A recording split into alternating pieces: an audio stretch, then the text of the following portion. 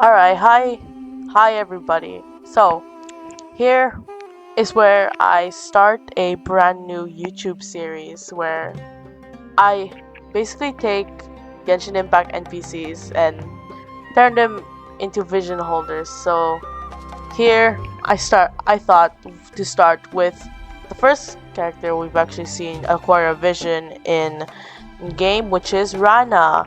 You might remember her from Aranyaka. I am never forgiving that quest for being so long. I don't remember everything. So here I am. So since this is going to be a series, here are a couple of rules.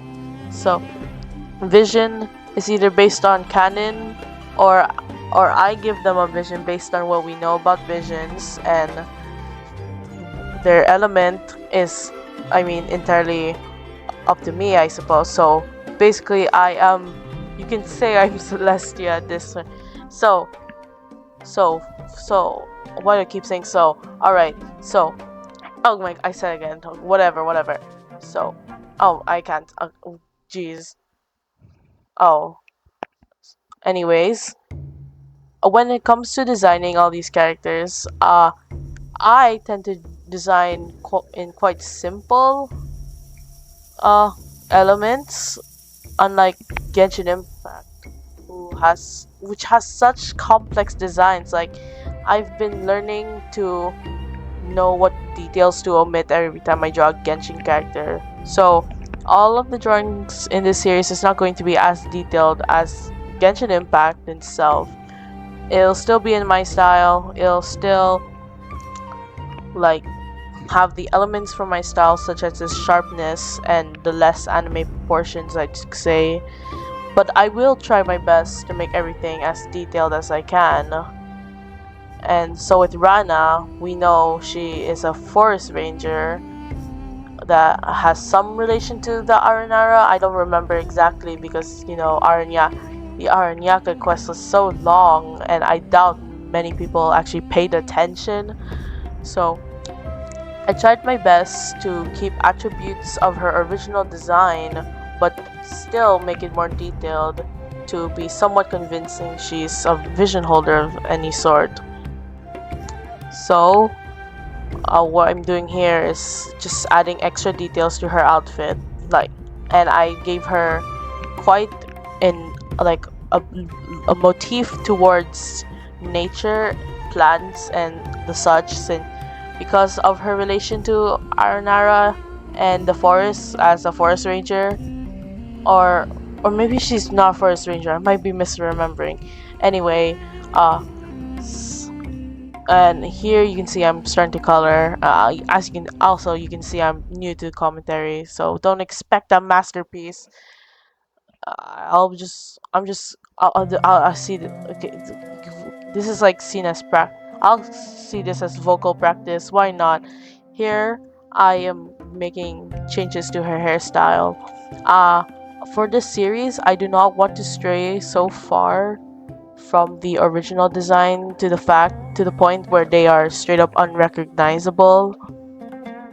So I've added strands of green, and here you can see me adding details towards this scarf because I'm pretty sure I have Tainari, Tignari, and I'm pretty sure he also has a scarf.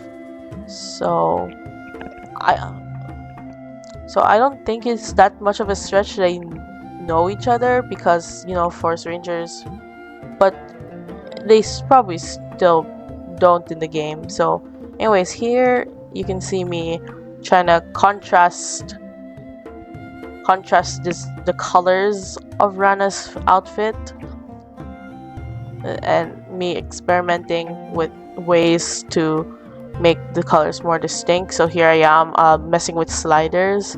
Apparently my recording software did not put in they did not recognize that there was a pop-up, so my mouse just moving while colors are changing, but that's okay, you'll get the idea. Here I'm detailing more. It's her vision right there, drawing the Dendro logo, adding more detail because you know how Genshin Impact designs and how they love their details, bro.